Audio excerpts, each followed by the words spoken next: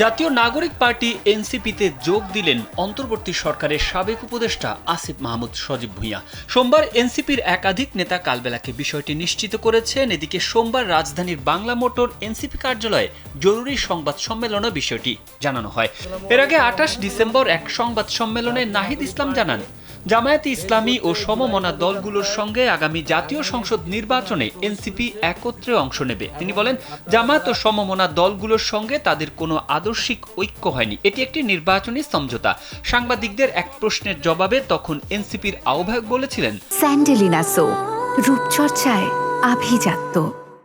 আমাদের ন্যূনতম কিছু বিষয় ঐক্যমত্য হয়েছে, সামগ্রিক বিষয়ে বা আদর্শিক ঐক্য হয়নি। এটা একটা নির্বাচনী সমঝোতা। ন্যূনতম কিছু বিষয়ে আমরা ঐক্যমত্য পোষণ করেছি, আমরা একত্রে নির্বাচনী সময়টা পার করব। এই সমঝোতা একদিকে নির্বাচনী বৈতরণী পার হওয়ার জন্য, অন্যদিকে আমাদের সংস্কার, বিচার এবং আধিপত্যবাদ ও দুর্নীতি বিরোধী ন্যূনতম কর্মসূচিও থাকবে।